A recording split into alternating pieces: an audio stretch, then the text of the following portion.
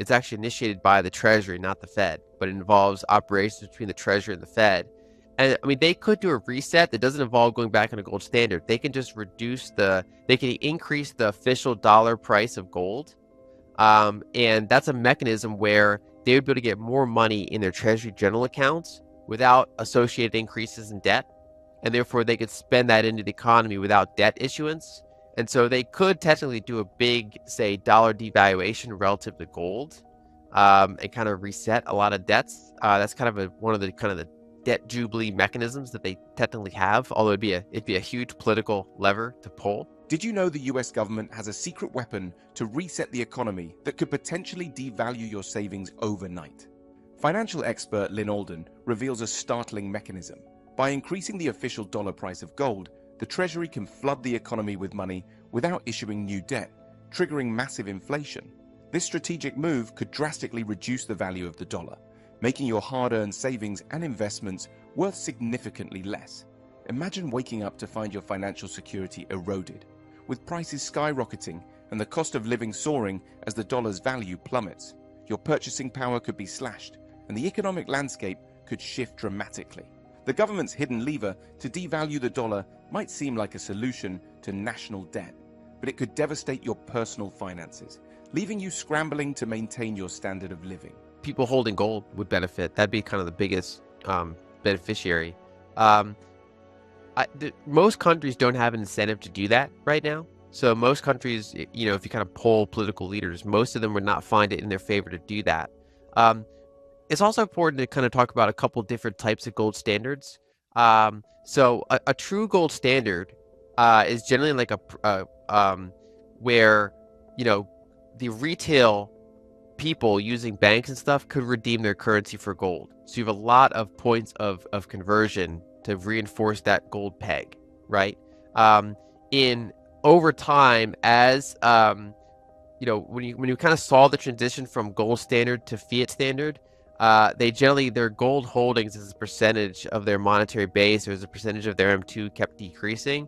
So they would start to add more frictions for that redemption process. They say, look, you can redeem it, but only if you're going to do $1 million or more, right?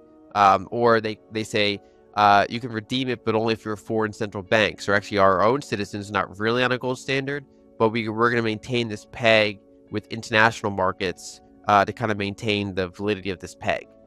There's kind of like different levels that it can go toward. One of the challenges, and I pointed this out in Broken Money, is that when you have a multi-layered banking system, so when you have a central banking system, like you have banks built on a central bank built on gold, the problem is that individual banks don't have any tether to that gold. So they're required to maintain a certain percentage of their reserves, of their assets and reserves, for example. They're required to maintain certain capital ratios, which could include reserves. But they can lend quite liberally. And when they lend, they create more M2 money supply. And the central bank is also fraction reserved. So they might have, back in the old day, they might have 40% of their monetary base backed by gold. So you have M2, which might be 5-to-1 or 10-to-1 compared to the monetary base. And then the monetary base might only be 40% gold, for example, or less if they're running into a problem. And so there's multiple entities that when they lend, they're not even thinking about how much gold the sovereign's holding. It's just not their concern. And so you generally see an expansion of the money supply. There's no real kind of method to contain the money supply relative to the amount of gold when you have that multi-tiered system. And so I would argue that's why they all broke, is that they kind of shifted from back in a free banking environment where each individual bank has gold, or gold, assets that could be liquefied into gold. They're making loans. They're trying to monitor their own reserves. But when you have that multi-tiered system, everyone's kind of removed from the problem. And so money supply tends to grow and proliferate, whereas gold reserves don't. So I think that if they were to try a gold standard, it'd be a big reset. But then over decades, you probably would break all those pegs again, because there's no firm tether between the amount of gold and overall loan creation. Notably, in the United States, there is For example, if you look at the Fed's operating handbook, they have a mechanism for gold revaluation. It's actually initiated by the Treasury, not the Fed, but it involves operations between the Treasury and the Fed. And I mean, they could do a reset that doesn't involve going back on a gold standard. They can just they can increase the official dollar price of gold. And that's a mechanism where they would be able to get more money in their Treasury general accounts without associated increases in debt. And therefore, they could spend that into the economy without debt issuance. And so they could technically do a big, say, dollar devaluation relative to gold, and kind of reset a lot of debts. That's kind of one of the kind of the debt jubilee mechanisms that they technically have. Although it'd be a huge political lever to pull should they do it. But it's actually there in their handbook. And again, it's different than going back on an actual gold standard, which would be that currencies are redeemable for gold. Like something like 90 years ago. So it used to be that the Fed held gold, and the Treasury said, look, we're going to hold the gold now. Instead, so the Fed had to give their gold to the Treasury. And in exchange, the Treasury gave the Fed gold certificates as an asset. It's most an accounting gimmick so that they don't have a hole in their balance sheet. But basically, they were non-redeemable gold certificates. So they're kind of saying, look, these don't really mean anything, but they're technically representing your ownership of gold held at the Treasury. What the mechanism can work, and that was at the official price at the time. And that price is, like $42 now. It was revalued once, but it's $42 now. It's way below the actual market price of gold. So what they could do, for example, is say, well, now the official price of gold is the market price. Or you technically could go above the market price. And if that happens, the value of the Fed's gold certificates increase in dollar terms. So that's an asset for them. And they provide an associated liability for them in dollars in the Treasury's general account, which is an asset for them and a liability for the Fed. That's basically the government's checking account. And then what that allows them to do is they can then spend money into the economy that they did not issue bonds for, because instead they got that through gold revaluation. And that would generally be fairly inflationary. It probably would increase the price of gold if they were to do that. And so that's kind of the mechanism. They could also, they technically have the kind of like how they can do open market operations with treasuries or mortgage-backed securities. They can do open market operations with gold. They can start creating reserves to buy gold. And of course that would generally decrease the value of the dollar, increase the value of gold. And so they have these kind of mechanisms that they these levers they can pull that would, say, sharply devalue the dollar-based debts relative to gold, which means the reserves of central banks increase generally relative to their country's liabilities, which is denominated in dollars. It generally means that you get more inflation, more money supply growth in the U.S., and therefore various debtors would be partially relieved relative to their price of their nominal assets going up. So mostly in inflationary or stagflationary contexts, and there's a lot of nuance there. So basically, there's been 4 major inflationary decades in the Western world, in, let's call it, the modern era, the oil era, for example. So the 1910s, the 1940s, the 1970s, and then to a lesser extent the 2000s. These were big energy bull markets.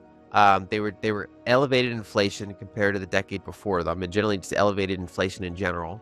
And so you generally had things like oil doing very well, commodities in general doing very well, gold and silver doing very well. And normally stocks and bonds as a group did not do particularly well in all 4 of those decades, especially in real terms, but generally even in nominal terms. So, for example, the bull market of stocks in the 2000s failed to kind of break out from the dot-com bubble highs, even 10 years later, for example. The markets in the 70s, the markets in the 40s, the markets in the 1910s, they were all weak in terms of stock market performance. And bonds also obviously did pretty poorly as well in those inflationary environments, especially if they entered them with fairly low yields, which was usually the case.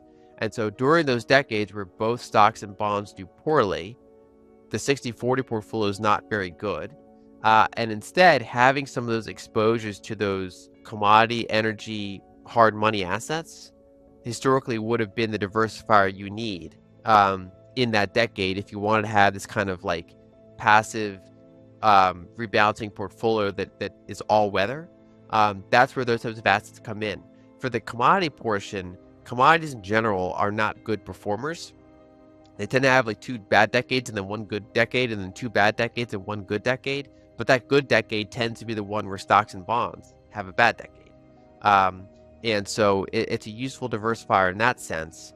And among commodities, gold has been one of the best performers. And also, energy producers have been good performers. Those are kind of methods to diversify a portfolio. And the inflation thing's tricky because, if inflation starts to get hot, but then the market says, well, the central bank's going to get very hawkish then, and they're going to quell the inflation, then in that particular year, gold might not rise. The higher real rates might deter people from buying gold because they're confident that, look, I know CPI is high, but the central bank's not on the case. Instead, where gold tends to go up is when money supply is increasing and inflation's building, but the central bank hasn't really acted yet, or they've tried to act and they've not really been able to contain it. Those are the scenarios where gold tends to do well in inflationary times. Gold can also do well in disinflationary times if you have a rapid fall in real rates. So, for example, in 2019, gold had a good year. Official kind of real rates in the U.S. went from positive to negative. We had an economic slowdown.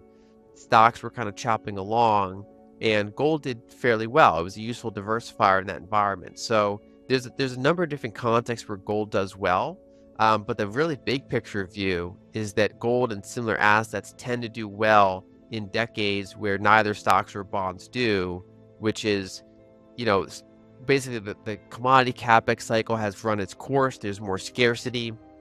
There's maybe more money printing happening, various kind of inflationary reasons. And that's where gold tends to be a useful diversifier.